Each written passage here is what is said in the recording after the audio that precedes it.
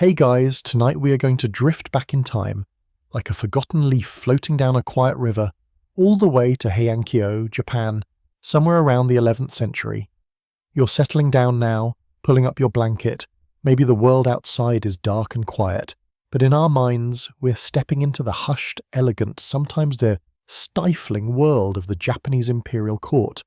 A place where power was less about clashing swords and more about quiet whispers, arranged marriages, and really, really nice silk robes. It was a world dominated by one very powerful family, the Fujiwara, who had a grip on the throne so complete it was practically a sleepy, comfy stranglehold. Don't worry, we're just observing from a distance, but be warned. The sheer inertia of the Heian period and the depth of Fujiwara control might just lull you into a state of profound historical slumber you won't easily wake from. So before you get comfortable, take a moment to like the video and subscribe, but only if you genuinely enjoy what I do here. And if you want, let us know in the comments where you're listening from and what time it is for you right now. Knowing you're all settling in across the globe is kind of cool. Now, dim the lights, maybe turn on a fan for that soft background hum, and let's ease into tonight's journey together. Imagine the scent of incense hanging heavy in the air, mixing with the faint, earthy smell of rain-soaked wood. You're walking, barefoot probably, on polished floorboards that creak just slightly with your weight, down a long, covered corridor in a sprawling palace complex. Outside, you can see meticulously raked gravel gardens and ponds where carp glide lazily. This is Heian-kyo, the capital of peace and tranquility, but peace often meant a deeply entrenched status quo, and tranquility sometimes felt a lot like stagnation, especially for anyone not named Fujiwara. For centuries, the Fujiwara clan had perfected the art of indirect rule. They didn't usurp the throne themselves. Oh no, that would be far too messy, too active. Instead, they became the ultimate power behind the chrysanthemum curtain. Their strategy was simple, effective, and frankly genius in its sleepy dominance. Marry your daughters to the emperor, and when their son becomes the next emperor, which you make sure happens, often by pressuring the current emperor to abdicate young, you, the grandfather or uncle, become the regent, either Sessho for a child emperor or Kampaku for an adult one. This wasn't just a theoretical power structure, it was the lived reality of the court for generations. Emperors were often elevated as children, sometimes barely out of their swaddling clothes, okay, maybe slightly older, but you get the idea, and then guided, advised, and essentially controlled by their Fujiwara grandfather or uncle. It was like having your rich, slightly overbearing relative constantly looking over your shoulder. Except they also controlled your allowance, your social calendar, and who you could talk to. The height of this Fujiwara sleepy grip is often pinned to the time of Fujiwara no Michinaga in the early 11th century. This is our first mainstream historical fact. Michinaga, though never regented himself for long, effectively controlled the court for 3 decades through his sons who served as regents, and his numerous daughters who became empresses. He famously wrote a poem boasting that, "This world, I think, is my world," and honestly, he wasn't wrong. You were born into this world where your rank, your future, your very breath that felt filtered through the Fujiwara family tree. Promotions depended on Fujiwara favour, marriages were arranged to solidify Fujiwara alliances, and even aesthetic tastes felt dictated by Fujiwara preferences. It was a golden age for Fujiwara poetry, calligraphy, and architecture, but perhaps a less shiny one for imperial authority. Life for a minor courtier, which let's face it is probably what you'd be if you weren't Fujiwara adjacent, involved endless ceremonies, composing elegant poems about the dew on a lotus leaf, perfecting your handwriting, and hoping someone influential noticed you in a favourable light. Forget meritocracy, it was all about connections. Imagine networking events, but instead of exchanging business cards, you're trying to impress someone with your ability to compose a flawless waka under pressure, or maybe knowing the right shade of purple for your robes that season. It sounds exhausting, honestly. My kind of networking involves sweatpants and zero poetry, but this was their reality. This Fujiwara dominance wasn't just political, it seeped into the culture. The famous Pillow Book by Seishonagon gives us a glimpse into the courtly life of the time, full of witty observations, lists of admirable and detestable things, and intricate social rules. It's a quirky tidbit that court ladies kept detailed diaries and lists that have survived to give us such intimate, albeit biased, views of daily life, like her complaints about noisy crows or the sheer annoyance of being woken up by a fly. Imagine being annoyed by a fly when the most powerful family in the country is basically running everything from their living room couch. It puts things in perspective, I guess. Within this system, the emperor often felt more like a figurehead, a sacred symbol, but one whose strings were firmly held by his Fujiwara in-laws. They performed the rituals, they upheld the legitimacy of the imperial line, but the actual governing, the appointments, the flow of resources, that was largely Fujiwara business. Historians still argue whether this system was a necessary stability in a potentially chaotic period, or if it actively stifled the development and effective administration of Japan. Was it a peaceful coexistence, or a gilded cage? You stand there, listening to the distant sound of a koto, feeling the weight of centuries of tradition and Fujiwara influence pressing down, and you wonder, could anyone born into this system ever hope to truly rule? You still feel that heavy, quiet pressure of the Fujiwara presence, like a thick, silken cloak draped over everything. The air is still scented with aged wood and faint incense, but within this carefully constructed world, a tiny crack, almost imperceptible at first, begins to form. You fast forward a bit now through a couple more emperors who fit neatly into the Fujiwara mold, sons of Fujiwara daughters, guided by Fujiwara regents. It seems like it will go on forever, this sleepy golden age for the Fujiwara. Then something slightly unexpected happens. Emperor Go-Sanjo ascends the throne. He's a son of a Fujiwara mother, sure, so the connection is there, but he also takes a consort who isn't from the all-powerful clan. And this is where our main character, Emperor Go-Sanjo, enters the stage not with a bang, but with the quiet arrival of a baby boy in 1034. His mother was Princess Teishi, a daughter of Emperor Sanjo. This is our mainstream historical fact for this section. Go-Sanjo's mother, Empress Teishi, was not a Fujiwara, but was herself of imperial blood, a daughter of a previous emperor. Now in a system built entirely on Fujiwara women marrying emperors and producing heirs who would then be mothered and grandfathered, Uncle Zed, into Fujiwara control, this was different. It was like building a perfectly symmetrical tower and then placing one slightly asymmetrical brick near the top. It might not look like much at first, but it changes the balance. You see, the Fujiwara didn't just rely on having their daughters as empress, they relied on having their daughters as the mothers of the future emperors. This gave them the crucial role of maternal grandfather or uncle, the traditional basis for the sessho, regent for a child emperor, or kampaku, regent for an adult emperor, positions. Without a Fujiwara mum, a potential emperor didn't have that immediate undisputed Fujiwara claim on his regency. It's like showing up to a family reunion where everyone else has coordinated outfits and you're just wearing a t-shirt. You still belong, but you clearly didn't get the memo about the theme. Go-Sanjo, or Takahito as he was known in his youth, grew up in a court still very much dominated by Fujiwara influence, but with a crucial difference in his immediate family circle. His mother, Princess Teishi, wouldn't have had the vast network of powerful Fujiwara relatives constantly hovering. This doesn't mean he was raised in isolation, of course, but his primary maternal influences weren't the women whose brothers and fathers were the current regents pulling the strings. This subtle shift in upbringing is something historians still argue whether it instilled in him a unique perspective or a greater sense of the imperial lineage's independence. Was it nature, nurture, or just pure chance that set him on a different path? His early life would have been spent within the palace grounds, steeped in the rituals, poetry, and complex social hierarchy of the Heian court. He would have received an education fitting for a potential heir, learning Chinese classics, Buddhist scriptures, history, calligraphy, and music. But unlike his predecessors, who might have seen the Fujiwara regent as a sort of surrogate father figure guiding their every move, Takahito's relationship with the dominant power structure was inherently different. There wasn't that automatic familial bond of authority. He was the emperor's son, yes, but the potential power behind his future throne wasn't neatly packaged within the Fujiwara family. Imagine being a kid, and all your cousins have this really powerful grandparent who buys them everything and basically runs their lives, and your grandparent is just a grandparent, albeit an imperial one. You might start noticing that your cousins' lives, while maybe more controlled, also seem to have fewer obstacles, whereas you have to figure things out a bit more on your own, or rely on different connections. This isn't to say his childhood was tough. It was still an imperial one, full of privilege. But the underlying power dynamic was altered. This absence of a direct Fujiwara maternal lineage meant that when it came time for regency, the lines weren't as clear-cut. It created a potential space, a potential weakness in the Fujiwara system that hadn't existed for generations. It was like finding a tiny crack in a dam that everyone thought was impenetrable.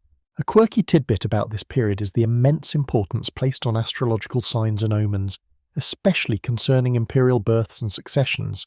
Court diviners would meticulously consult celestial charts to determine auspicious dates for everything from ceremonies to travel, and certainly for significant events like naming a prince or determining the line of succession. While Go-Sanjo's birth wasn't necessarily seen as an inauspicious omen for the Fujiwara at the time, after all they still held immense power, the unique circumstances of his lineage might have caused a few elderly Fujiwara strategists to raise a finely plucked eyebrow or two behind their fans. Interesting, you can almost hear them murmuring, "No daughter of ours this time. Might need to keep an extra eye on this one." It's kind of like your family planning committee realizing the heir doesn't fit the usual mold. A minor hiccup or a sign of things to come. As Takahito grew, the implications of his birth slowly became clearer. He was a potential emperor who didn't fit the standard Fujiwara template. This meant he wouldn't automatically have a powerful Fujiwara grandfather sliding into the regent role as soon as his father stepped down. For the Fujiwara, who had become almost complacent in their control, it presented a novel problem. For Takahito, it presented a unique opportunity, one that hadn't been available to an heir for over a century. It was the quiet ticking of a different kind of clock, a slow build-up towards a potential shift in power that had been unthinkable for so long. You feel the subtle tension in the air, the awareness that the old ways, while still dominant, were facing a challenge from a completely unexpected quarter, a prince born outside the golden cage. That subtle tension, that sense of a system being subtly challenged, lingers in the air around you as you watch young Takahito grow within the palace walls. He's navigating a world where the Fujiwara aren't just powerful, they are the power. Their residences are palatial, their influence reaches into every corner of the administration, and their daughters grace the imperial bedchamber with predictable regularity. Yet, Takahito's own mother, as you remember, is the daughter of a previous emperor, not of a Fujiwara lord. This is the key difference that marks his youth. He is raised under the omnipresent shadow of the Fujiwara regents and chancellors, but without the close daily oversight that comes from being literally mothered and doted on by their immediate kin. His father, Emperor Go-Suzaku, held the imperial title, of course, but true authority during Takahito's formative years lay largely with Fujiwara no Yorimichi, the son of the legendary Fujiwara no Michinaga. Yorimichi continued his father's legacy, dominating court politics for decades, serving multiple emperors. He was the figurehead of the Fujiwara clan during this time, the one whose word carried the most weight, the man who essentially ran the show from his magnificent residences. Young Takahito would have seen this power imbalance firsthand. He saw the emperor, his father, perform the necessary rituals, preside over ceremonies and issue decrees, but he would also see the deference paid to Yorimichi, the quiet negotiations happening in the background, the way important decisions seemed to flow from the Fujiwara mansions. This discrepancy between the emperor's symbolic authority and the regent's practical power was the norm, but for a prince not fully enmeshed in the Fujiwara web, it might have looked different, less like cooperation, more like control. It's like being a kid who sees his dad as the principal, but the janitor is the one everyone's actually scared of and who knows where all the good snacks are hidden. Takahito's education, as mentioned, was comprehensive. He learned the classics, calligraphy, music, and history. It's in studying history that the seeds of a different perspective might have been sown.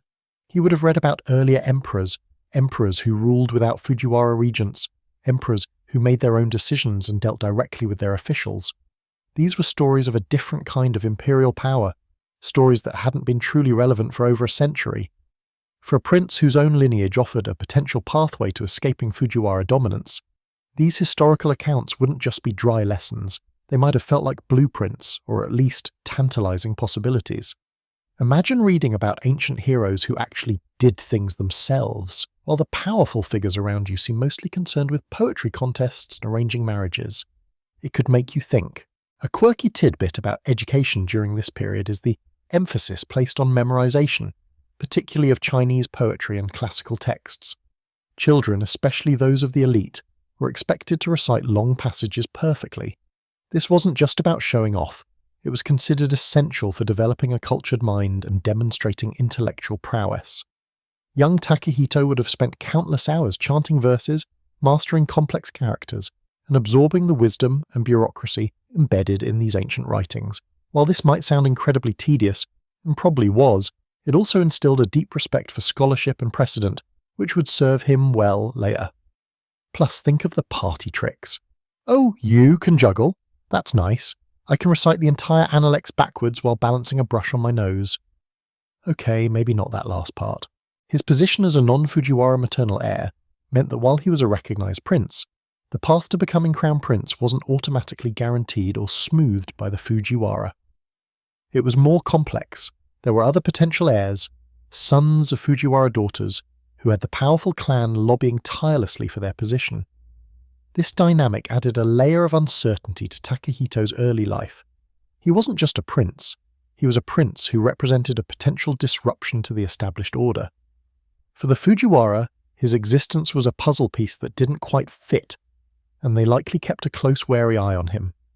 Historians still argue whether the Fujiwara actively tried to sideline Takahito, or simply didn't prioritize him as they would a prince with stronger Fujiwara maternal ties.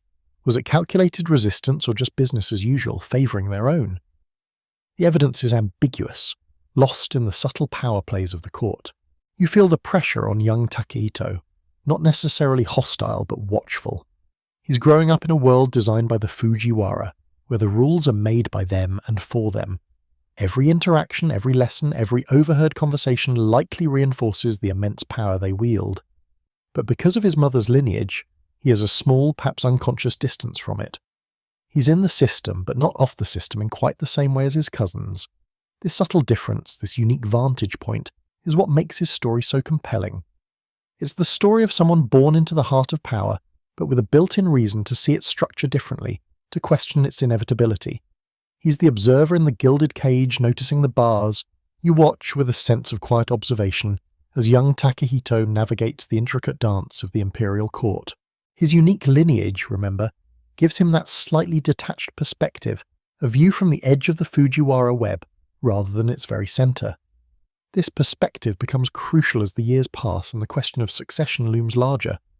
Emperor Go-Suzaku, Takahito's father, had several sons, and the Fujiwara had their favourites, children born of their daughters, ensuring a future emperor would be firmly rooted in their clan. The political manoeuvring behind the scenes would have been constant, subtle, and utterly exhausting to witness, let alone live through. Imagine 1,000 tiny strings being pulled simultaneously, and you're one of the puppets, but you have an inkling that maybe, just maybe, you could cut your own strings. Despite the Fujiwara's natural inclination to favour princes with closer ties to their family, Takahito possessed several advantages. He was intelligent, well-educated, and seemingly capable. More importantly, perhaps, was the simple passage of time and the specific circumstances that unfolded. Emperor Go-Suzaku's preferred heir, Prince Chikahito, who would become Emperor Go-Raizei, was born of a Fujiwara mother. The Fujiwara, led by Fujiwara no Yorimichi, naturally supported Chikahito. When Go-Suzaku fell ill and the succession became urgent, Chikahito was indeed elevated, becoming Emperor Go-Raizei.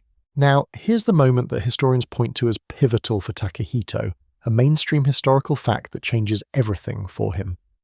Upon Emperor Go-Suzaku's death in 1045, Prince Takahito was formally appointed as crown prince. This wasn't a given. There were other potential candidates, younger brothers, who the Fujiwara might have preferred to groom for a longer period under their thumb. But the decision was made, and Takahito, the prince whose mother wasn't Fujiwara, became the heir apparent to his half-brother, Emperor Go-Raizei. This appointment, while seemingly straightforward on the surface, the elder prince often takes precedence, was a significant development given the decades of Fujiwara dominance and their preference for their bloodline on the throne. It was a crack, however small, in the otherwise impenetrable Fujiwara wall. How did this happen? That's where the historical debates begin, and it's a classic instance where historians still argue whether Yorimichi made a strategic miscalculation by agreeing to Takahito's appointment as crown prince. Did he see Takahito as a potential threat but felt pressured to accept the natural order of seniority?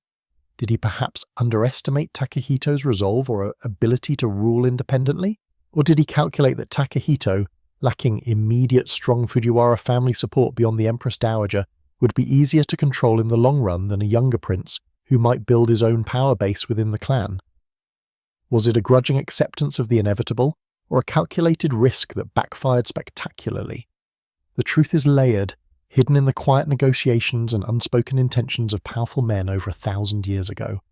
It's the kind of thing that keeps historical detectives up at night, sifting through dusty court diaries for clues. You see Takahito, now in his late teens or early 20s, accepting this new role. The robes of the crown prince are heavy, more elaborate than those of a mere prince. There are new rituals to learn, new responsibilities, and a new level of scrutiny. He's no longer just a clever, well-read member of the imperial family. He is the future emperor. This is a role he had been educated for, but perhaps never fully expected to attain given the political landscape. It's like training to be an astronaut just in case, and then suddenly they tell you your flight is next week. Time to buckle up. A quirky tidbit from the Heian period concerns the elaborate system of ranking officials, which dictated everything from the size of their hats to the colour of their robes and even the type of carriage they were allowed to use.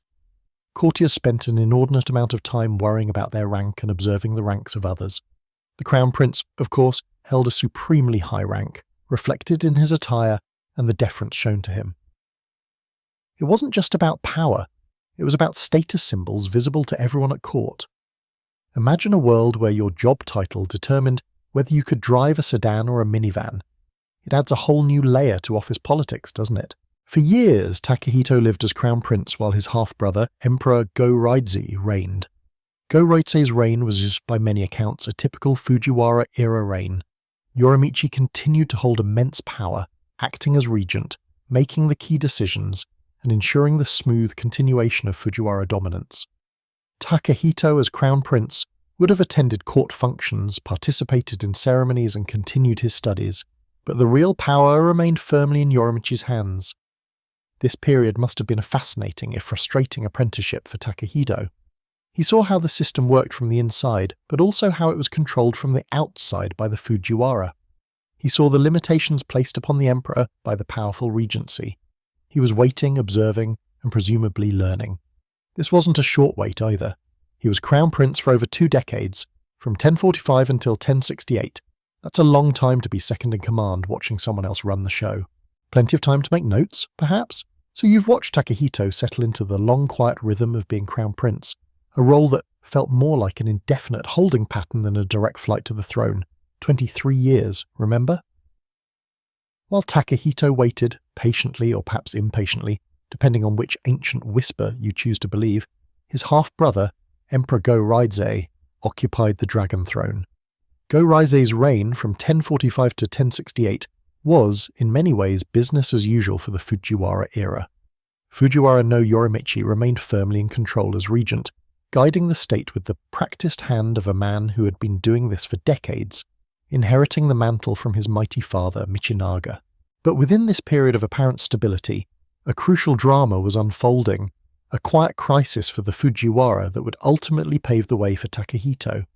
And this brings us to a mainstream historical fact of considerable significance. Emperor Go-Raidze failed to produce a male heir with a Fujiwara mother. Now, in most monarchies a male heir is important. In the Heian period for the Fujiwara, a male heir with a Fujiwara mother was absolutely essential.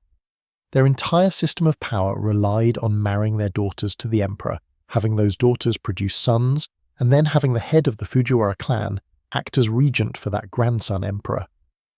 It was a brilliant, self-perpetuating cycle of control. No Fujiwara mother for the next emperor?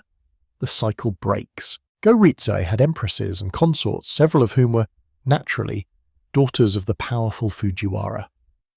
Yorimichi ensured this, marrying his own daughters and those of close relatives to the emperor. The finest silks, the most exquisite perfumes, the most elaborate courtly manners, everything was employed to make these Fujiwara ladies the favoured consorts, the ones most likely to bear the imperial succession. You can almost imagine the pressure on these women, the entire weight of the Fujiwara clan's future resting quite literally on their ability to produce a healthy boy.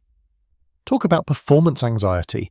It was like the ultimate corporate succession plan, but instead of annual reviews, it depended on, well, demographics.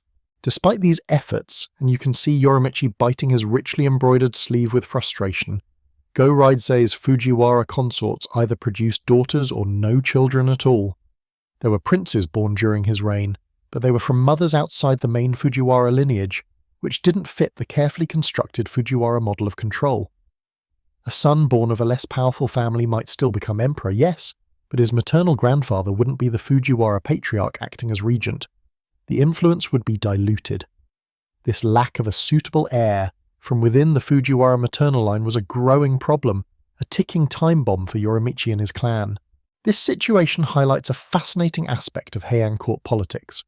While the emperor was nominally the head of state, the real power often resided in the hands of the regent, the Sessho or Kampaku, who was almost always the head of the Fujiwara clan. This power structure was so entrenched that the emperor's own children's lineage dictated the future of the regency. It's like being the CEO, but your deputy is chosen based on who your mother-in-law is. Slightly complicated, right? Now, where does this leave our patient Crown Prince Takehito? As Go-Raidze's reign wore on without a suitable Fujiwara line male heir emerging, Takehito's position as the designated successor became increasingly undeniable. He was the eldest surviving son of the previous emperor, Go-Suzaku. While his mother, Empress Dowager Teishi, was not Fujiwara, she was of imperial lineage and highly respected. He represented continuity, a legitimate path forward when the preferred Fujiwara path was blocked by biology or fate depending on your perspective. It was a bit like a long-shot candidate suddenly becoming the frontrunner because all the others dropped out. Historians still argue whether Yorimichi truly accepted Takehito as the inevitable successor, or if he spent years desperately hoping for a late-stage Fujiwara-born prince from Go-Raidze.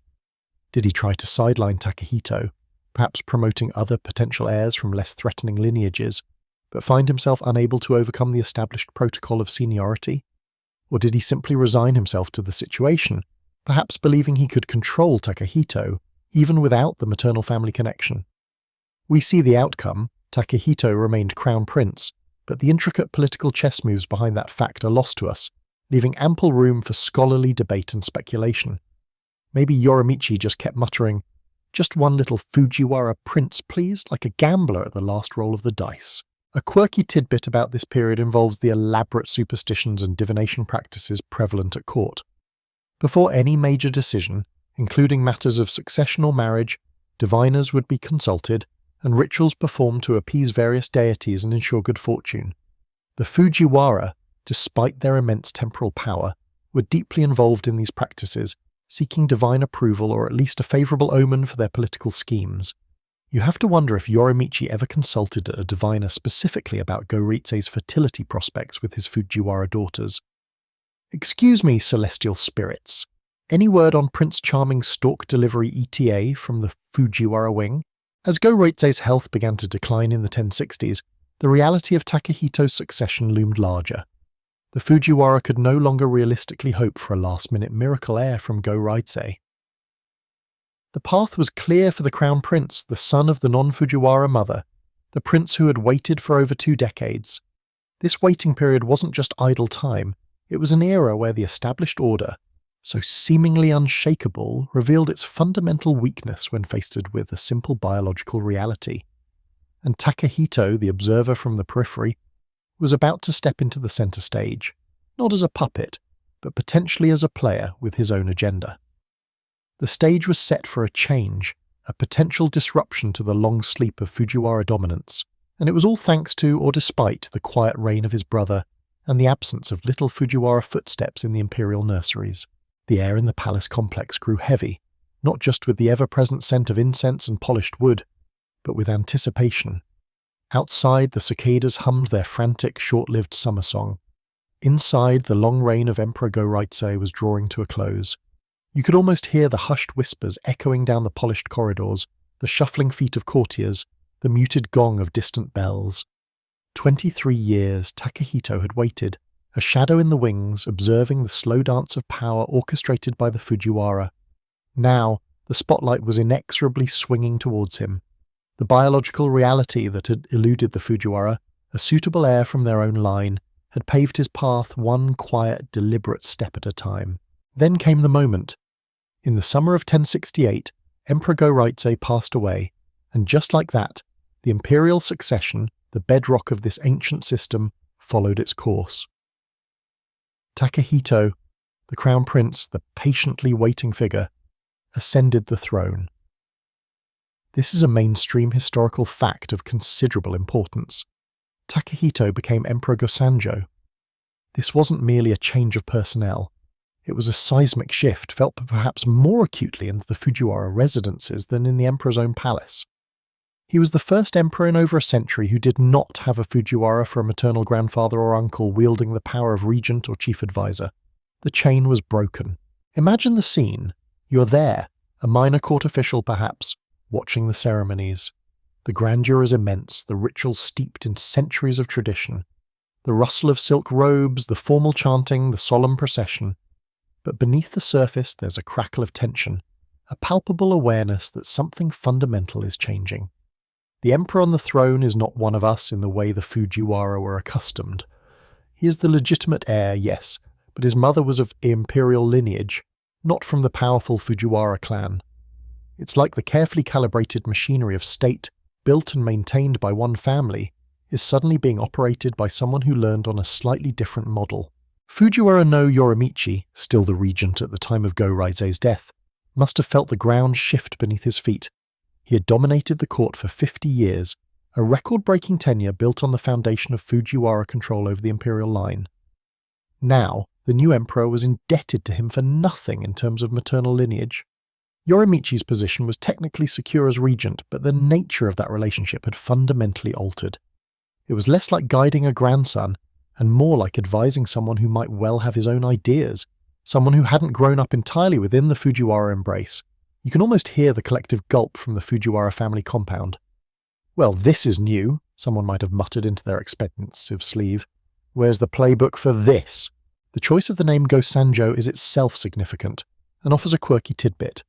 Go means later, or on second, indicating a connection to a previous emperor, in this case Emperor Sanjo. Emperor Sanjo, who reigned from 1011 to 1016, was Michinaga's nephew and crucially had chafed significantly under Michinaga's power, eventually being forced into abdication. By choosing this name, Go-Sanjo might have been signalling, subtly or not so subtly, his awareness of and perhaps even identification with a previous emperor who had struggled against Fujiwara dominance. It was like choosing a username online that subtly references an old grievance. Most people might not get it, but the ones who do definitely notice. Historians still argue whether Yorimichi, despite his immense power and long experience, was truly prepared for the challenge Go-Sanjo represented. Did he underestimate the new emperor? Did he believe the Fujiwara system was so deeply ingrained it could weather this lack of maternal connection? Or was he simply too old and set in his ways to adapt to this unprecedented situation? We know that Yorimichi retired relatively soon after Go-Sanjo's accession, passing the regency to his brother Norimichi. But the dynamic was set. The new emperor wasn't the pliable, Fujiwara-raised figurehead of previous generations. He was a man who had waited, watched, and presumably planned during his long years as crown prince. Go-Sanjo's accession marked the end of the first, arguably the most dominant phase of Fujiwara regency rule, often called the Sekkan Seiji, Shiguan Zhengji, where the regent, sessho or chief counselor Kanpaku of the Fujiwara clan effectively governed the country. While the Fujiwara would continue to hold influence in high positions, Go-Sanjo's reign represented the beginning of efforts to reclaim imperial authority. It felt like the end of a long, sleepy afternoon nap for the imperial institution itself, finally stirring awake after over a century under a comfortable, albeit suffocating Fujiwara blanket. The court held its breath, waiting to see what this new emperor, the one without the expected Fujiwara ties, would do with the power he had finally patiently inherited. The long reign had begun, and with it, the potential for a truly significant change. The ceremonies of accession fade, the echoes of ancient chants settling into the thick, humid air of the palace. You are still there, observing, perhaps now reassigned to a less prominent post, the court feeling subtly different. There's a quiet energy, a sense of observation and cautious optimism among those not entirely tied to the Fujiwara machine, and perhaps a prickle of unease among those who are. The new emperor, Go-Sanjo, moves through the elaborate rituals with a reserved dignity. He's not the boisterous, socially adept type the Fujiwara often favoured. He is described as serious, learned, and perhaps a little distant. He preferred scholarly pursuits to the endless poetry contests and lavish banquets that occupied much of the court's time under previous reigns. It's like the head of the company isn't hanging out at the water cooler anymore. He's in his office poring over spreadsheets. Fujiwara no Yorimichi, the grand old man of the Fujiwara, didn't linger long in the regent's seat under the new emperor. Within months of Go-Sanjo's accession, Yorimichi retired, passing the position of Kampaku, chief advisor, to his brother Norimichi. This is a mainstream historical fact. Fujiwara no Yorimichi, after a 50-year career at the pinnacle of power, stepped down shortly after Emperor Go-Sanjo took the throne, and his brother Norimichi assumed leadership of the Fujiwara clan and its position at court. This transition, while seemingly smooth on the surface, power passing within the family, marked a significant shift. Yorimichi had dominated. Norimichi was about to face an emperor unlike any his brother had dealt with. The dynamic wasn't grandfather-grandson, it was emperor-subject, and Go-Sanjo intended to remind everyone of that distinction. Imagine the family meetings at the Fujiwara mansions. Yorimichi perhaps leaning back on his cushions, offering sage but slightly outdated advice. Norimichi looking worried, clutching a fan tightly. "He's asking questions, brother," Norimichi might have said. "About land registers, about tax collection, about the price of rice in Musashi province." Yorimichi might just wave a dismissive hand. "Oh, he's young. He'll get tired of it. They all do. Just bury him in paperwork." But Go-Sanjo wasn't getting tired. He seemed energized by the paperwork, the calculations, the nitty-gritty details of governance. Go-Sanjo was notably intelligent and well-educated, with a deep interest in things like astronomy, mathematics, and the practical aspects of administration, not just the classical literature and poetry prized by the court elite. This interest in numbers and systems provides a quirky tidbit. It's said he had a keen understanding of arithmetic and weights and measures, skills that were perhaps less valued than calligraphic elegance or poetic wit in the high court circles he now commanded. While others were debating the perfect shade of ink for a love poem, Go-Sanjo might have been mentally calculating the yield of a rice paddy or the volume of a storage granary. He was the kid in math club who suddenly got put in charge of the popular kids' party planning committee, and he was probably making a budget.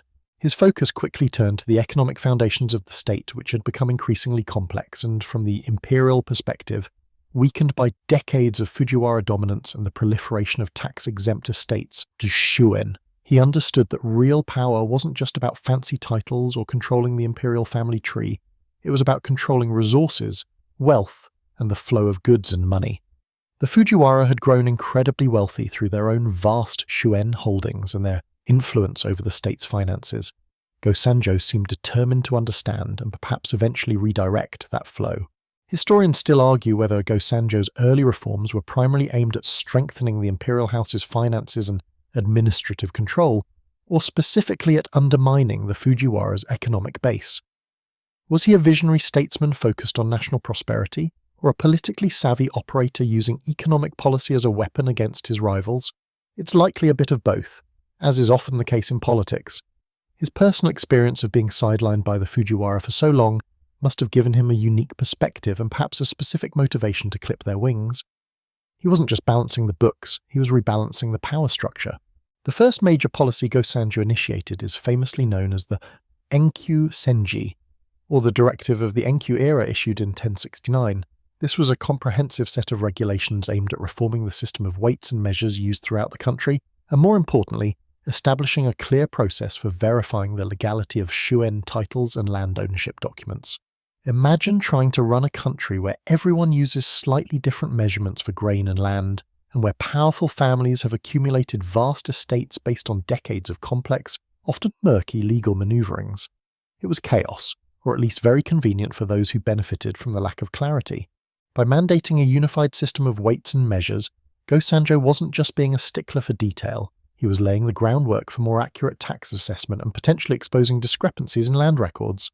It was like suddenly demanding everyone use metric units after centuries of everyone just winging it with a handful, a stone's throw, and about this much. This focus on standardized measurement was a practical, seemingly mundane reform, but it had the potential to strip away some of the opacity that benefited powerful landholders, including the Fujiwara. And the shun verification process? That was a direct challenge. For decades, shun had proliferated, often granted tax-exempt status through connections and influence rather than strict legal precedent. Go-Sanjo's directive ordered a thorough review of all shun established since 1045, the beginning of the previous reign, Go-Rights, and the establishment of a central office, the Kirakusho, Office for Investigating and Recording, to handle disputes and verify titles. This was a massive undertaking, a bureaucratic bulldozer aimed squarely at the tangled roots of Fujiwara economic power. It was like launching a full-scale audit of everyone's tax returns for the last 20 years, and setting up a special department just to do it. The comfortable, predictable world of the Fujiwara suddenly felt a lot less comfortable.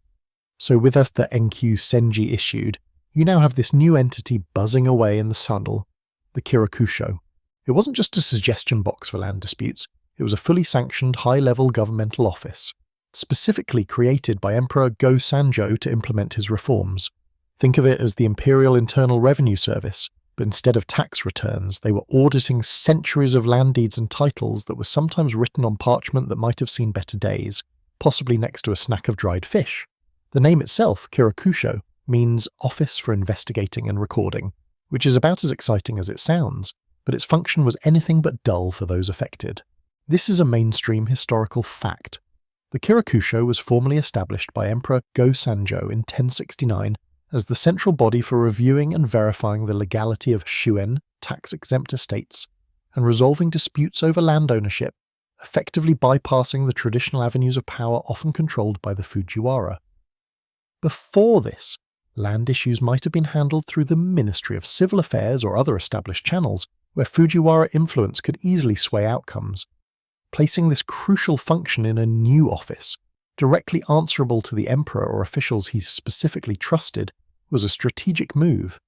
It was like the emperor setting up a new email address just for confidential matters, bypassing the old easily intercepted channels. Imagine the scene within the Kirakusho. It wasn't probably a grand, imposing building at first. Perhaps a few rooms in a slightly dusty wing of the palace, or maybe a hastily repurposed official residence. You can almost feel the dry air, smell the aging paper and ink, hear the scratching of pens as clerks meticulously copy documents, and the hushed, tense whispers of officials trying to decipher layers of complicated, possibly forged, land grants. Outside, powerful landowners are pacing, sweating under their elaborate silk robes, wondering if their precious tax-free rice paddies are about to be scrutinized. It's less palace intrigue and more bureaucratic thriller. The job of the Kirakusho was immense. They were ordered to review all shuen documents created since 1045, which was just a couple of decades, but represented a period of rapid growth in these estates.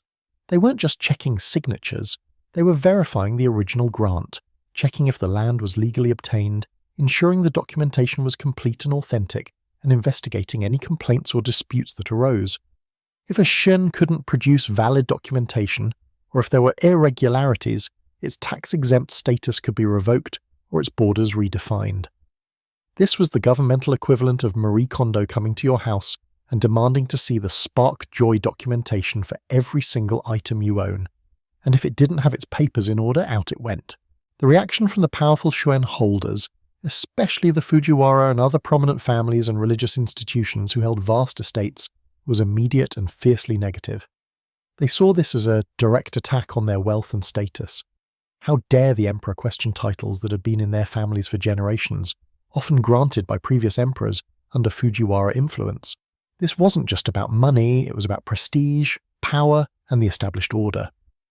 Imagine if the government suddenly decided to audit every property title deed going back 50 years, focusing only on wealthy landowners. There would be concerns, and probably a lot of lawyers appearing out of nowhere. Historians still argue whether the Kirakusho was a truly effective long-term instrument for curtailing shuen growth, or if it was more of a temporary shock that was eventually circumvented. While it undeniably caused a stir and forced some estates to comply or lose their status, The entrenched power of the major landholders meant they found ways to resist, delay, or work around the investigations. It's tough to win a bureaucratic battle when the people you're investigating practically invented the bureaucracy and know all the loopholes. It was like trying to debug a program designed by the very people who benefit from the bugs. Resistance took many forms. There were outright refusals to submit documents, arguments that the Kirakusho's authority was invalid, claims of lost or damaged papers, oops, burned in a totally accidental fire, shame, and probably attempts to bribe or pressure the officials working in the office. The sheer volume of documents and disputes also created a massive bottleneck. The poor clerks in the Kirakusho must have been drowning in parchment, squinting at faded ink, trying to make sense of the conflicting claims while probably muttering about wanting to join a monastery just for some peace and quiet.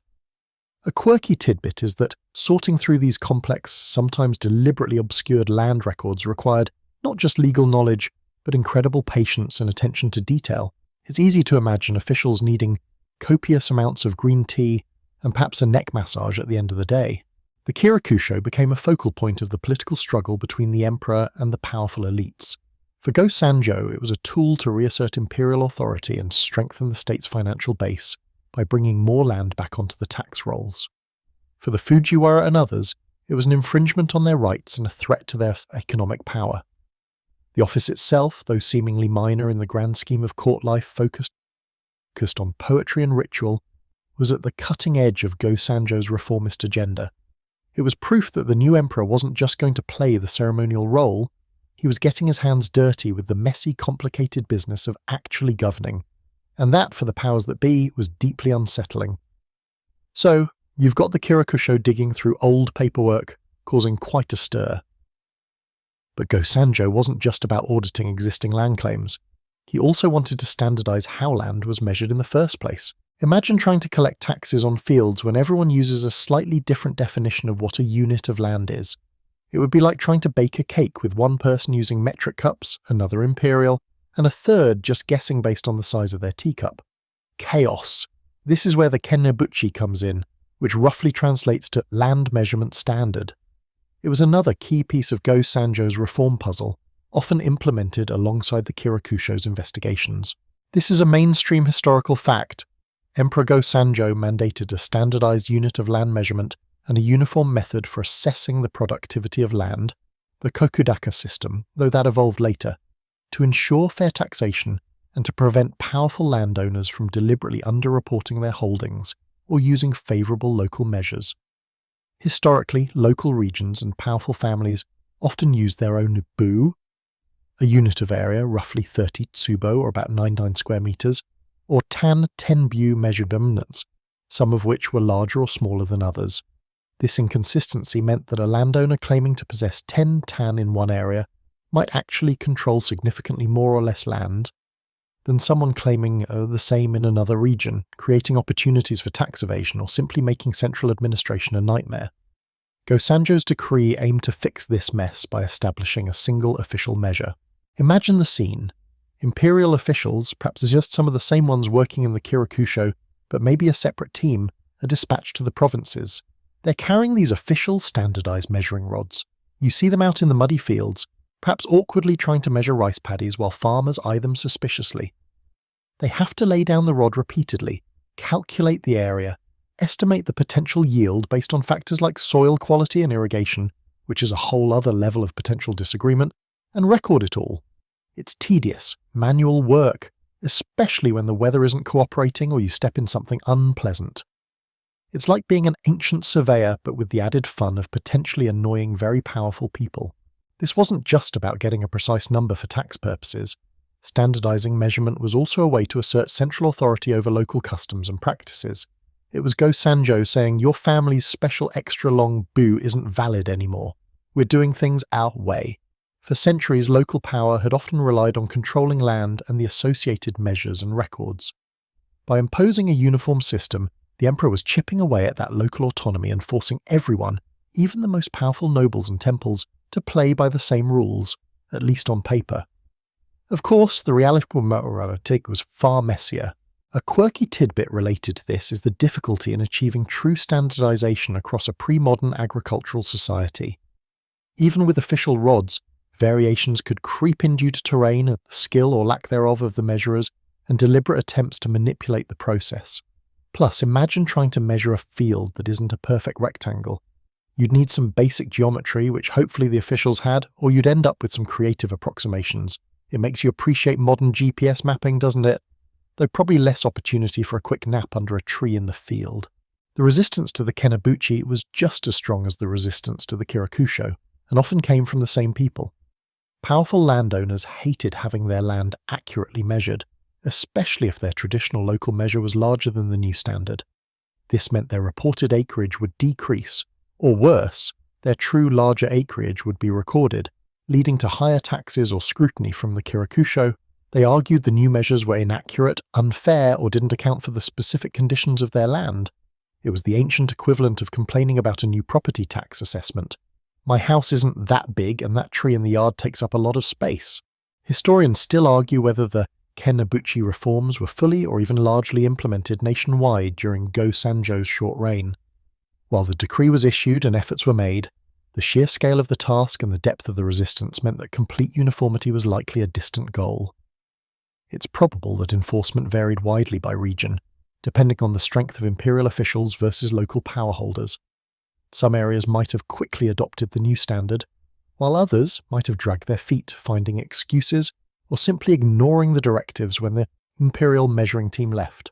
The combination of the Kirakusho and the Kennebuchi represented a two-pronged attack on the Shuan system and the power structures it supported. One office reviewed the legality of how you got the land, and the other standardized how much land you actually had and how it was assessed. It was a coordinated effort, aiming to bring transparency and control back to the central government, which had been steadily losing both to the powerful private estates for centuries. It's like finally deciding to clean out that attic filled with generations of stuff and at the same time measure exactly how big the attic is. Daunting tasks, both. For the average farmer working on a shun, these reforms might have felt distant and confusing. They weren't directly dealing with the Kirakusho or arguing about measuring rods, but the outcomes of these policies could affect their lives, potentially changing who their landlord was, what their obligations were, or how their labour was counted. They might have seen surveyors tramping through their fields or heard whispers of lords complaining about the emperor's decrees. It was a reminder that even in the relative quiet of the countryside, the power struggles in the capital had real-world consequences, and probably meant more paperwork, which nobody ever enjoys. So you're an imperial official, part of this ambitious reform effort under Go-Sanjo. Maybe you're one of the poor souls hunched over dusty registers in the Kirakusho in the capital, or perhaps you're out in the provinces with your measuring rods, trying to apply the new Kenabuchi standard. Either way, your job isn't exactly smooth sailing.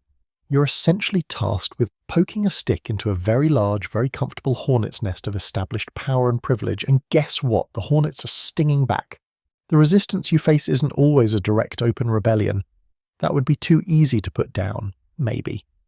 Instead, it's often passive-aggressive, bureaucratic, and frustratingly persistent. You arrive at a powerful shun held by, say, a branch of the Fujiwara clan or a major temple complex. You politely present your imperial decree, explaining you need access to their land records or permission to survey their fields. And then, things get complicated. Suddenly, the relevant official is unavoidably detained. The necessary documents are misplaced or undergoing extensive review. Your measuring team finds themselves facing unexpected obstacles. Maybe the local guides suddenly forget the layout of the land, or the paths to certain fields are mysteriously blocked by landslides that look suspiciously like recently moved rocks. You might be invited to a lavish banquet, plied with sake and fine food, while the Shen Lord subtly explains with a weary sigh the unique circumstances of their particular estate, why the new rules simply couldn't possibly apply here without causing significant hardship or upsetting the local spirits. It's death by 1,000 tiny paper cuts and polite refusals, wrapped in layers of ancient custom and undeniable social status. How do you push back against someone whose family has held power for generations? Someone who might even have relatives still holding influential positions in the court back in Kyoto? A mainstream historical fact here is that the most significant opposition to Go-Sanjo's reforms came from the very powerful landholders, the major aristocratic families, particularly the Fujiwara regents and large Buddhist temples and Shinto shrines. These institutions had amassed vast tracts of tax-exempt shuen over centuries, and any attempt to audit their claims, challenge their legality, or standardize measurements that might reveal discrepancies was a direct threat to their wealth, influence, and semi-autonomous power. They weren't just dealing with small-time landlords, they were challenging the pillars of the existing power structure. Imagine trying to audit Amazon and the Catholic Church at the same time, with only a small team and questionable travel arrangements. Logistically, just getting around was a challenge. Travel in 11th century Japan wasn't exactly hopping on a bullet train. You're potentially trudging along muddy roads, crossing rivers, and navigating unfamiliar terrain, all while carrying your official documents, measuring equipment, and probably a healthy dose of anxiety. There weren't detailed maps readily available, and communication with the capital was slow and unreliable. If you ran into trouble, getting backup or even clear instructions could take weeks. It makes complaining about a delayed flight seem a little less dramatic, doesn't it?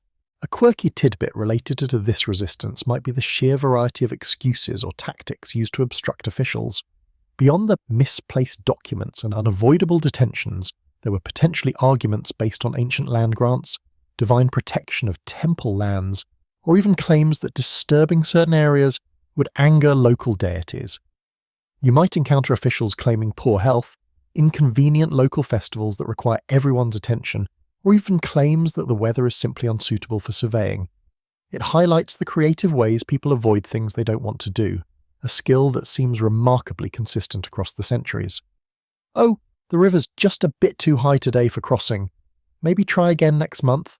Historians still argue whether the extent of the resistance ultimately crippled Go-Sanjo's reforms or merely slowed them down. Some scholars emphasize the deeply entrenched power of the shun holders and the administrative limitations of the imperial government, suggesting the reforms had only limited regional success during his reign. Others argue that while resistance was significant, the reforms laid crucial groundwork for future attempts at centralizing control over land and taxation, even if their full impact wasn't felt immediately. The truth is likely somewhere in the middle. Some areas might have seen real change, while in others, officials hit a brick wall, sometimes metaphorically, sometimes maybe literally if things got really heated, though let's keep it PG-13. You as the official feel this pushback constantly. It's in the cold politeness of the provincial governor who seems to be in league with the local shun lord, the dismissive tone of the temple abbot, and the blank stares of the villagers who are afraid to cooperate for fear of reprisal from their actual landlord, not the distant emperor. You're caught between the emperor's clear directive and the messy, complex reality of local power dynamics. It's a bureaucratic battlefield where your main weapons are ink, paper, measuring rods, and sheer persistence. And sometimes persistence just isn't enough against centuries of accumulated power and influence. Imagine filing your report back to Kyoto. Task completed successfully, you might write hopefully, while privately knowing you only managed to survey half the territory you were assigned because the bridge was mysteriously out for weeks and the local lord steward kept forgetting the key to the archive room. It's a system designed to wear you down, to make you give up and go home, leaving the status quo intact. And for many officials facing intimidation, isolation, and the sheer difficulty of the task, that's exactly what happened. So while you, the tireless official, were out in the provinces navigating mysteriously flooded paths and facing down stony-faced stewards, back in the capital, the air around the emperor Go-Sanjo was growing heavier. You imagine the reports trickling back, tales of resistance, obstruction, and the sheer impossibility of getting a straight answer or an accurate land measurement.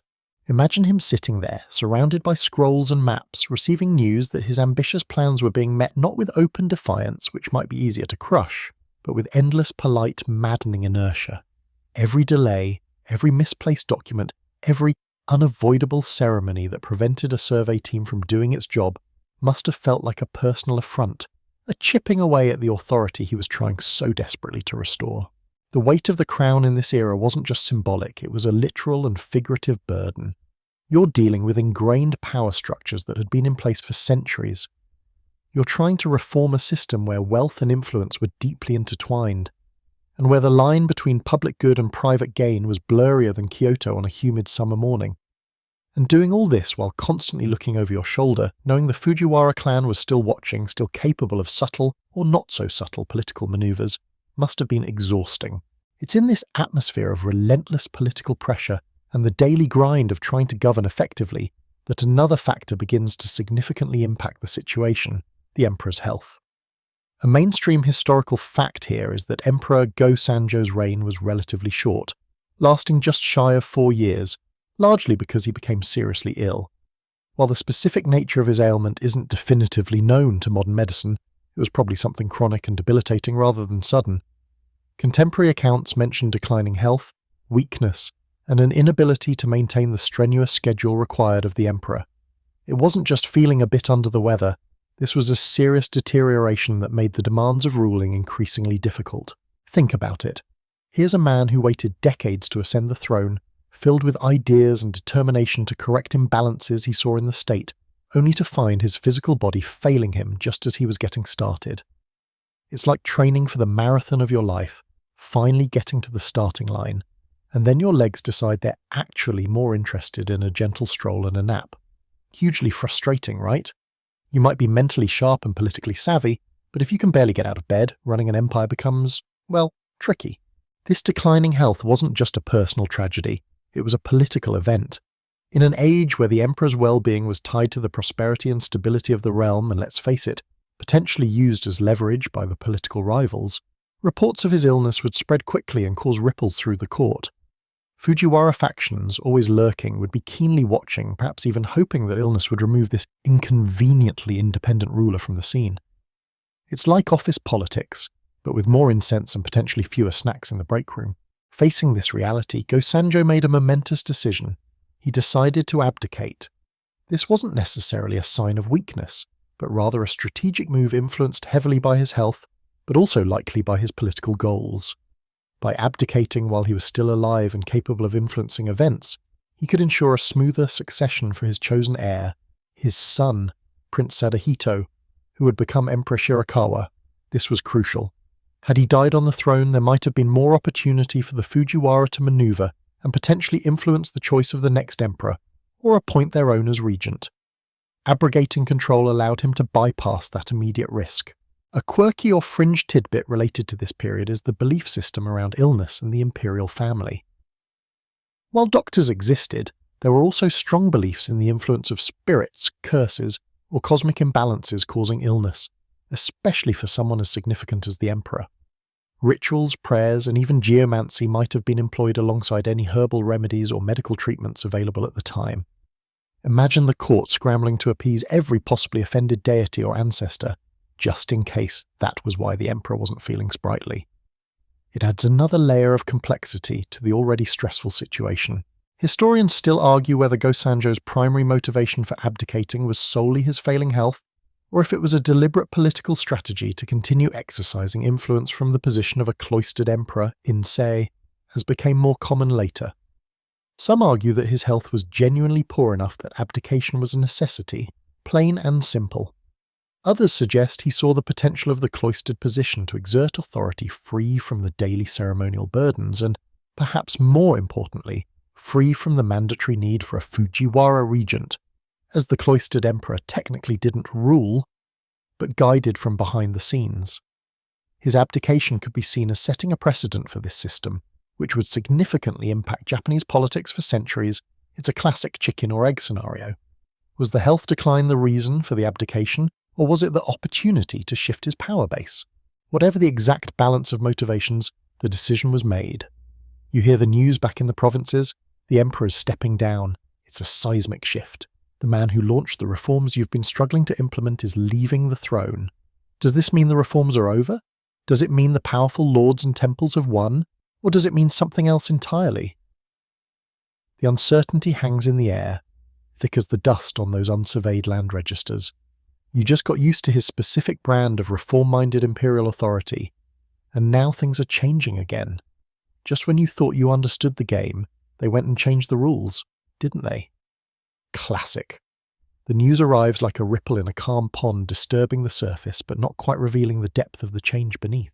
You hear it through official channels, perhaps a messenger arriving with seals and pronouncements, or maybe just the murmurings that sweep through a provincial town.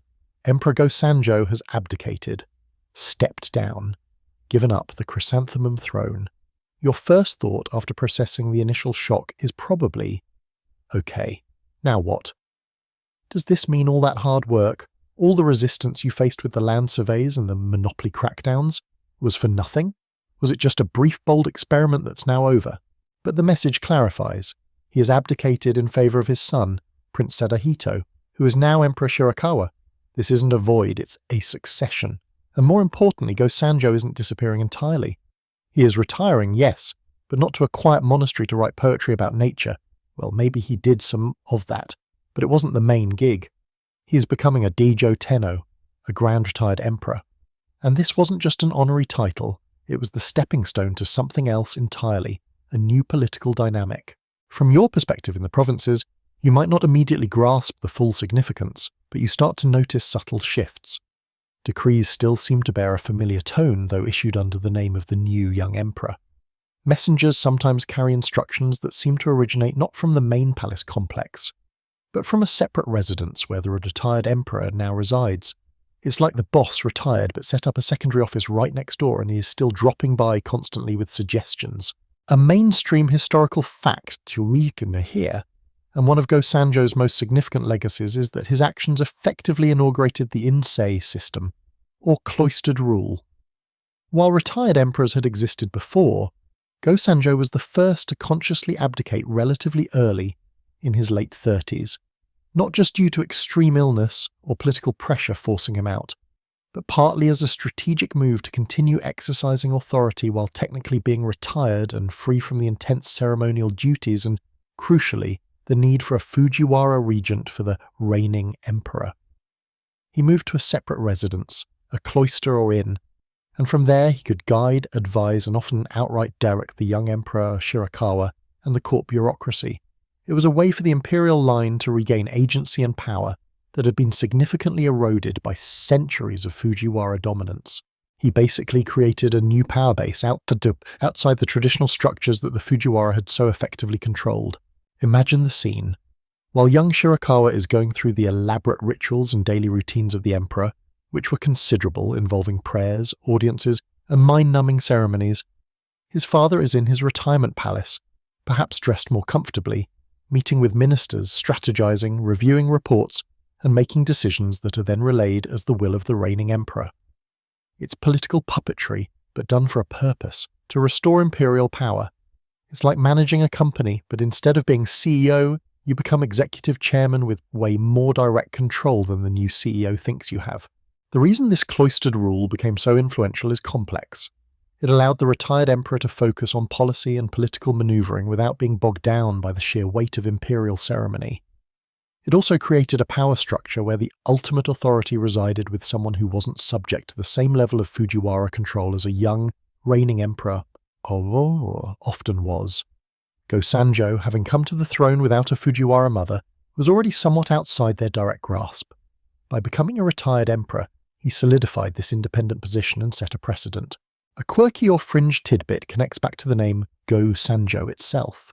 The prefix go or ho in Japanese imperial names like Go-Daigo or Go-Nara generally means later or second, so Go-Sanjo means later Sanjo. This naming wasn't random. It often signified a conscious link back to an earlier emperor the current one wished to emulate or from whom they wished to draw legitimacy, especially if their lineage or political position was in question relative to the established power brokers. By choosing, or having chosen for him, the name later Sanjo, Go-Sanjo subtly asserted his connection to Emperor Sanjo, who reigned briefly in the early 11th century, a ruler who had also struggled against Fujiwara dominance. It was a way of saying, I'm following in the footsteps of someone who tried to push back, someone from a line less intertwined with the regents. It's a historical branding exercise, essentially. Go-Sanjo, now with 100% less Fujiwara influence, results may vary. Historians still argue whether Go-Sanjo fully envisioned the long-term intake system that developed after him, or if his abdication was primarily a response to his immediate health crisis and a tactical move to secure his son's succession while retaining some short-term influence. Some view him as the deliberate architect of a new form of imperial governance designed to circumvent the regency system. Others see his actions as more reactive, a pragmatic solution to his specific circumstances, with the insei system evolving more fully under subsequent retired emperors like Shirakawa himself. Did he lay the cornerstone of a planned structure, Or did he just leave a very large, interesting rock that later generations built upon? The debate continues. From your vantage point, knee-deep in rice paddies or arguing with a stubborn local official, the nuances of cloistered rule might seem abstract. What matters to you is whether this change at the top impacts your job. Are the reforms still on? Is the drive for accurate land records and fair taxes still coming from the capital, even if the ultimate source of the order is now the retired emperor's office? You watch and wait, trying to discern the new power dynamics. It feels like the board game just added a new powerful piece that can move differently than all the others. You just hope you don't get swept off the board in the process. The transition is underway, and you're simply part of the intricate swirling currents of power shifting in ancient Japan, so you're there in the provinces, trying to figure out who's really in charge. Is it the young Emperor Shirakawa, fresh on the throne with all the ceremonial weight on his shoulders? Or is it his father, the now retired Emperor Go-Sanjo, operating from his separate palace, pulling strings you can't even see? For a while it seems like the latter. Go-Sanjo doesn't exactly retire in the sense you might think of it today, like moving to Florida and playing golf, though I'm sure ancient Japan had its equivalents of overly competitive shuffleboard.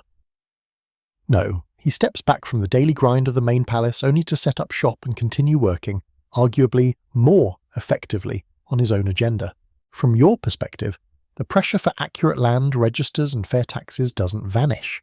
If anything, it intensifies, because the retired emperor, free from some of the ceremonial burdens, has more time to focus on administration and finance. Messengers still arrive, possibly with instructions that have a slightly different bureaucratic scent than before, but the core message remains: the central government wants to know what you have, and they want their cut. You might grumble, but you also sense a determination from the top that feels different. It's like the old CEO who was always tied up in board meetings is now a consultant who just hangs out by the water cooler but somehow knows everything and tells the new CEO what to do.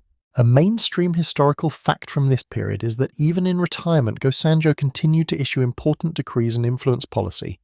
His abdication wasn't a retreat from power, but a strategic repositioning.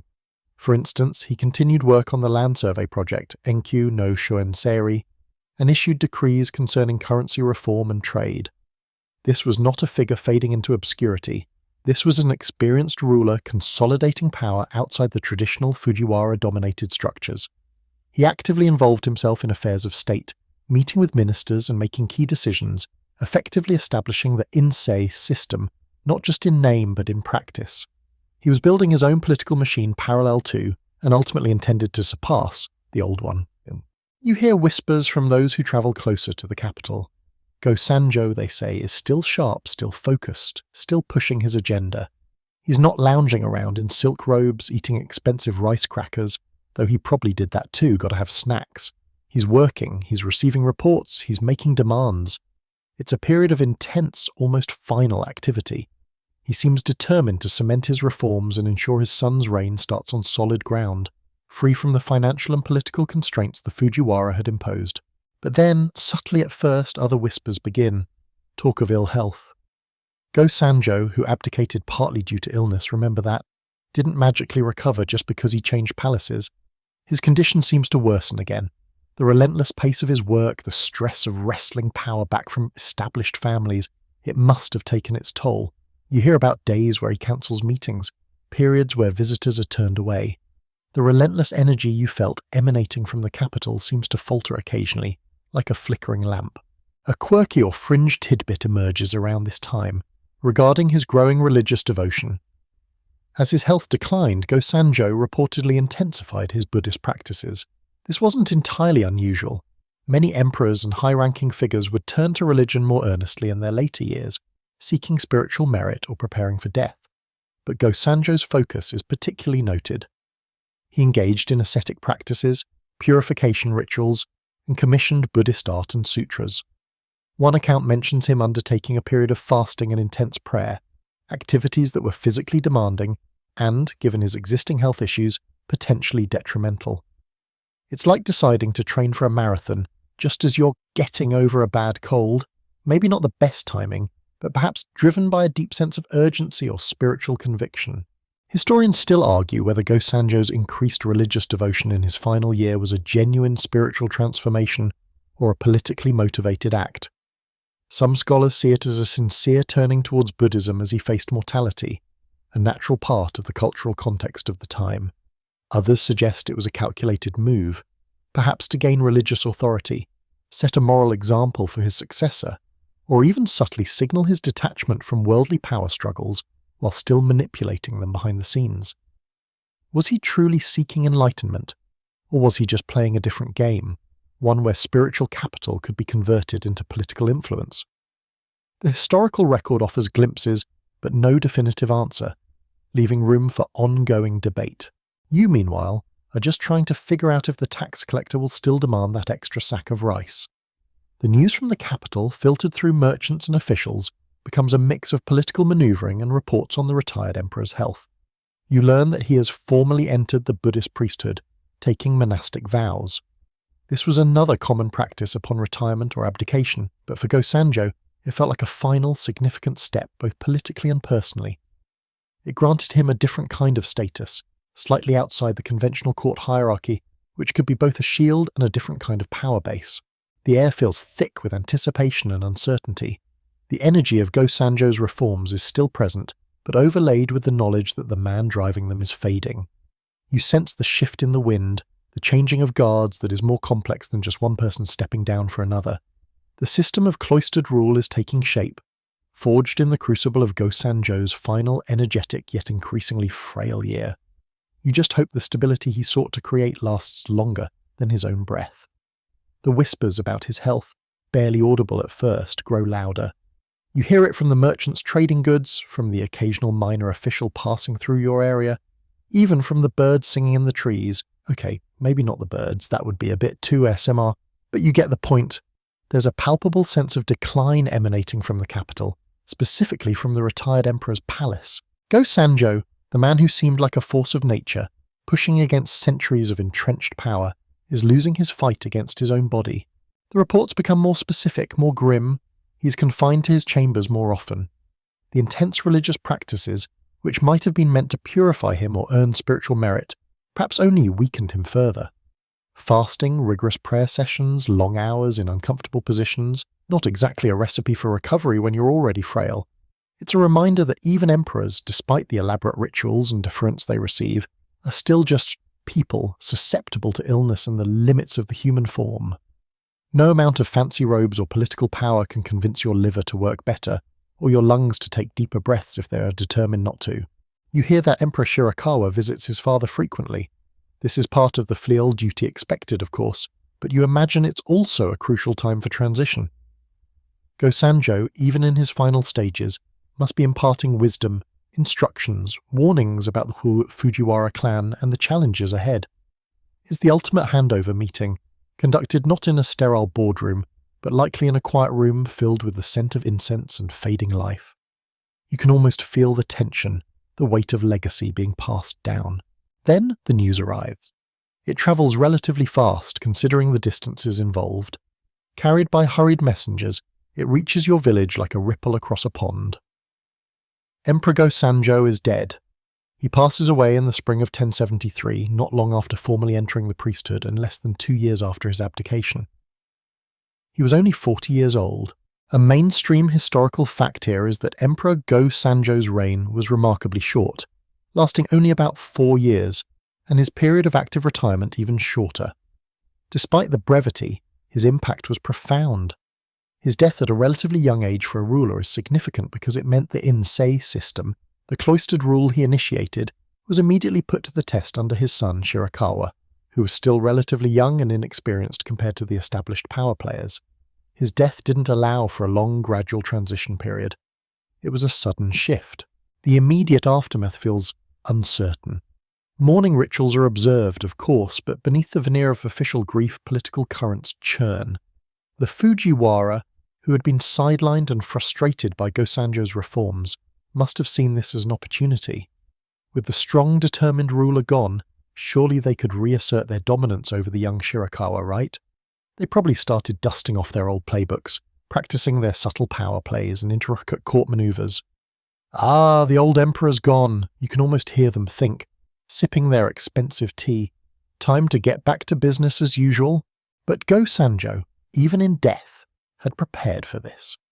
He had spent his retirement building that parallel power structure, positioning loyalists, and most importantly, imbuing his son Shirakawa with his agenda and his distrust of the Fujiwara. Shirakawa, though perhaps lacking his father's sheer force of will initially, had been carefully groomed. He had seen his father's struggles, witnessed the Fujiwara's obstructionism, and understood the vision for a stronger imperial court. A quirky or fringe tidbit from this period is that after Go-Sanjo's death, his body was handled with specific rituals reflecting his status as both a former emperor and a Buddhist monk. While imperial burials followed certain protocols, his monastic vows added another layer of complexity to the funeral rites. Accounts mention specific Buddhist ceremonies being performed alongside traditional imperial ones, highlighting his unique position in his final days. It's like being given two different sets of instructions for building IKEA furniture. Confusing, but you gotta follow both sets, I guess. Historians still argue whether Shirakawa was truly committed to his father's reform agenda, or if he merely followed it out of filial piety initially. Some scholars believe Shirakawa genuinely internalized Go-Sanjo's vision for a stronger imperial court and continued the reforms with conviction. Others suggest he might have initially been more pliable or less determined than his father, perhaps only upholding the insei system and continuing the anti-Fujiwara stance because of the strong foundations Go-Sanjo had laid and the expectations placed upon him. Was Shirakawa a true believer, or just going through the motions because Dad told him to? The extent of his early commitment to the reforms after Go-Sanjo's death remains a subject of academic debate. From your perspective in the provinces, things don't immediately change drastically. The tax collectors still come, the officials still demand information for the land registers. The system Go-Sanjo put in place is still grinding along, but there's a subtle shift in the air. You watch to see if the old Fujiwara families, who had connections everywhere, suddenly seem more confident, if their local proxies start throwing their weight around again. You are keenly aware that the stability of the past few years, precarious as it sometimes felt, rested heavily on Go-Sanjo's shoulders. Now, those shoulders are still. You wait and watch, trying to discern the direction of the winds blowing from the capital. Will Shirakawa be strong enough to continue the fight? Or will the Fujiwara gradually creep back into power, unraveling the reforms and returning things to the way they were?